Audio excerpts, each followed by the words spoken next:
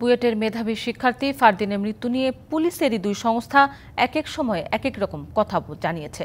কখনো বলা হয়েছে আত্মহত্যা, কখনো খুন। তবে বিষয়টি নিয়ে এখনও অন্ধকারে তদন্তের দায়িত্বে পাওয়া পুলিশের অপরাধ তদন্ত বিভাগ সিআইডি। অভিযোগ উঠেছে ক্ষমতাসীনদের বাঁচাতেই ফারদিনের খুনের ঘটনাটি আত্মহত্যা বলে প্রচার করেছিল ডিবি। বুয়েটের আরেক মেধাবী ছাত্র আবরার হত্যার প্রতিবাদ, ছাত্র রাজনীতি নিষিদ্ধ করার আন্দোলনের সাথে ফারদিন হত্যার ঘটনা যুক্ত বলে দাবি তার পরিবারের। ৭ই নভেম্বর ২০২২ নারায়ণগঞ্জের শীতলক্ষা নদী থেকে বুয়েট শিক্ষার্থী ফারদিন নূরের মরদেহ উদ্ধার হয়। তিনি ছিলেন সিভিল ইঞ্জিনিয়ারিংয়ের তৃতীয় বর্ষের ছাত্র। রহস্য ঘেরা এই মৃত্যু নিয়ে এরপর ঘটনা গড়িয়েছে অনেক দূর। ফারদিনের বান্ধবী বুশরা জেল খেটেছেন। পুলিশ বলেছে ফারদিন আত্মহত্যা করেছেন। তবে ডিবির প্রতিবেদনে নারাজি দেয় মামলা যায় সিআইডিতে। তারাও ১৪ বার সময় চায় আদালতের কাছে। ঘটনার ৩ বছর আগে ছাত্রলীগের নির্যাতনে বুয়েটের আরেক ছাত্র আবরার ফাহাদ নিহত হন।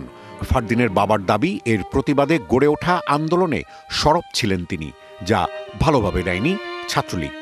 ফারদিনকে টার্গেট করেছে এই যে আমি আবরার একটা আর্কাইভ করা, এবং 18 বেচ হলো যে আবরার ফাহাদ হত্যাকাণ্ডের পরে হলো যে ইয়েতে ছিল বোকাল ছিল বেশি, এবং সে ছিল সেই বছরের ক্লাস সিআর, এবং সে ডিবেট করে। তো ছাত্রলীগ যারা করতো ওরা ছিল হিরো, ওরা হয়ে গেল জিরো।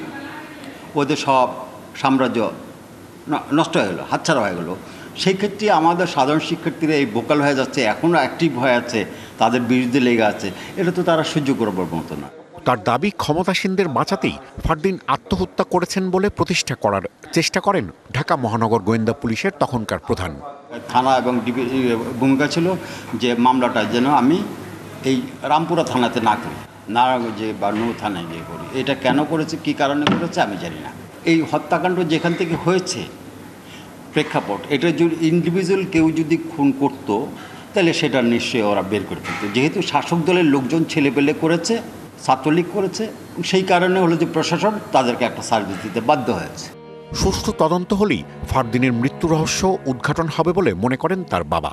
মামলার তদন্তের দায়িত্বে থাকা সিআইডি এ নিয়ে আনুষ্ঠানিক কোনো বক্তব্য দিতে রাজি হয়নি। এই মামলা নিয়ে যোগাযোগ করা হলে বুয়েট কর্তৃপক্ষ কোনো মন্তব্য করেনি। Rajib Ghosh, DBC news, Dhaka.